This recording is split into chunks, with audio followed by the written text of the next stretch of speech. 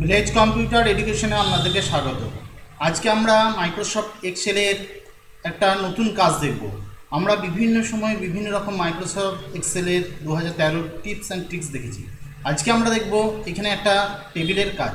আমরা এই ভিডিওতে দেখেছি একটা লিস্ট তৈরি করেছি। দেখুন এখানে মান্থ লিখেছি, আইটেম লিখেছি, প্রাইস লিখেছি, কেজি লিখেছি আর আরএস মানে রুপিস আর কেজি প্রাইস। ধরুন আমি এখানে প্রাইস লিখছি 90 টাকা ম্যাঙ্গো। আরএসটা দেখুন পাশে চলে আসছে। অ্যাপেল লিখছি ধরুন 70 টাকা, দেখুন চলে আসছে। অরেঞ্জ 45 টাকা ধরুন, দেখুন ম্যাঙ্গো।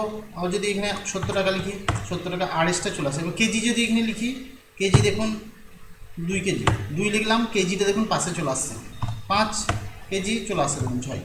এটা কীভাবে, এবং যদি এখানে আমরা এটার প্রাইসটা বার করে নিই, প্রাইস ইন্টু কেজি, এন্টার দিয়ে দিই, দেখুন 180 টাকা অটোমেটিক আমাদের হয়ে যাচ্ছে। এরপরে যদি আমরা এখানে প্রাইস শুধুমাত্র কেজিগুলো দেখি, পাশে দেখুন আমাদের আইটেমে আরএস মানে রুপিসটা চলে আসছে।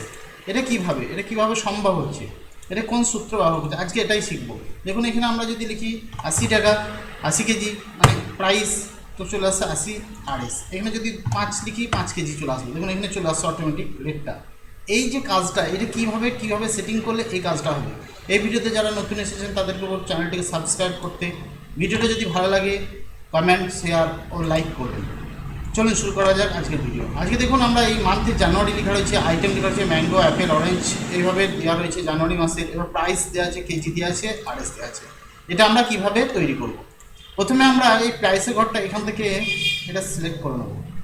সিলেক্ট করার পর আমরা চলে যাব এই নাম্বারের নিচে, হোমের ভিতরে এই নাম্বারের নিচে দেখুন লঞ্চার আছে, এখানে ক্লিক করব।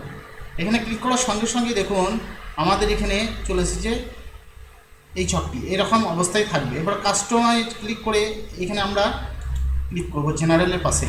জেনারেলের পাশে ক্লিক করার পর একটু গ্যাপ দেবো। গ্যাপ দেওয়ার পর দেখুন সাধারণত আমরা কি লিখব, প্রাইস মানে হচ্ছে আরএস।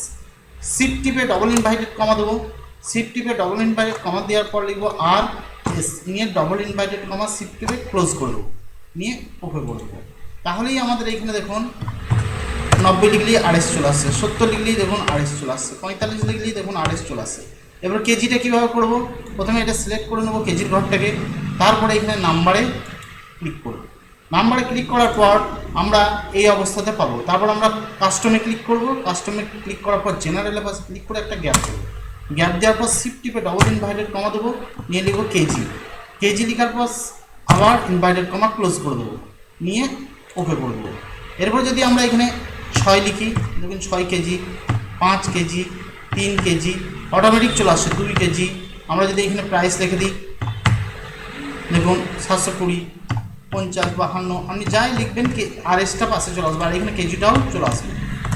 এরপরে যদি এই প্রাইসটা টোটাল প্রাইসটা বার করতে চাই, কী করবো, সমান দেবো। প্রাইসের ঘরে ক্লিক করে ইনটু চিহ্ন দিয়ে কেজির ঘরে ক্লিক করে দিলে এন্টার দিয়ে দেবো। তাহলেই দেখেন অটোমেটিক সব চলে আসবে। সাইজটা বড় করে দিই, তাহলেই চলে আসবে। এরপর যদি আমরা কেজি লিখে নিই 2, 6 দিনে বড় 120 টাকা।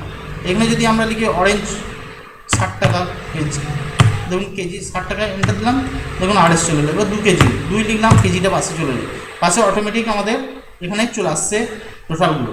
তাহলে এইভাবে আমরা যদি প্রাইসের পাশে আরএস লিখতে চাই, এইভাবে আমরা নাম্বারে যেয়ে তারপরে কাস্টমে ক্লিক করে তারপর জেনারেলের পাশে ডবল ইনভাইটেড কমা দিয়ে আমরা কেজি বা প্রাইস লিখতে পারি।